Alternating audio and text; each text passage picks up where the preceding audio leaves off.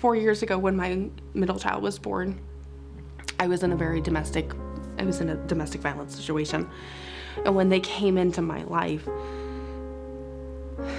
Head Start became a lifeline of support that I didn't have. My son's teacher at the time was almost like a counselor. She would come in, she would work with Jonathan, but she would also be that ear that I needed, that I could, if I needed to vent, she would let me vent. If I wasn't doing something right, she'd help me do something better that I needed to. And they just became family. And I think that's why I love the Head Start program so much, because, it's not just some stranger coming in that door. It's aunt or cousin, or, they all become an extended part of our family. And since I've been a part of that family, my family has grown tremendously.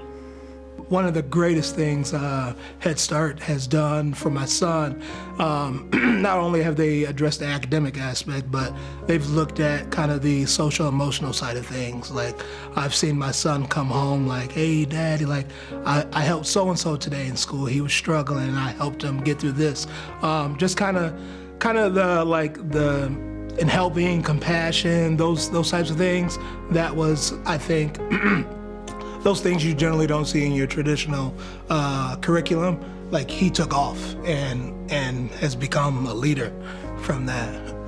Head Start's went above and beyond. I was having some trouble at the apartment that I was staying at, and they provided lots of information on different housing. I ended up moving back with my mom, and they didn't judge me. They just kept encouraging me to keep positive and keep striving forward. So I thought that really stuck with me. Not only that, when I first went to sign up my daughter for Head Start, the lady that did my intake, Pam, was my mom's caseworker. So she remembered my mom and my family, so I thought that was the coolest thing. And some of the managers at our Head Start in Rock Island, they remember being in my mom's kitchen at home doing home visits, so I thought that was really neat. The ultimate goal of Head Start is to service not just the child. It's not about the child being there from 6 to 6 or whatever the time frame may be for that agency. It's about servicing the family as a whole. So if you take care of the child, right? They're in this wonderful environment for the 6 or 8 hours that they're in this facility.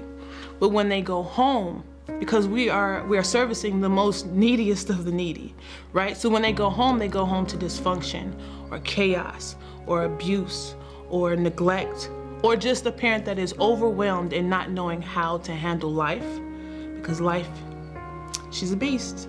So then you're not helping that child at the end of the day. But if you teach that parent how to not only survive, but to live, but to thrive, but to be successful in all facets of their life, then you're helping that child from beginning to end. So when they leave you, the whole family is well-rounded. The whole family has a strong foundation, and that child is going to grow. He's going to excel, or she's going to excel in anything that they put their minds to, because they have been brought up in a place of love. I cannot begin to tell you how comfortable I felt leaving my child or my children with them. The teachers truly love your kids like that's their own.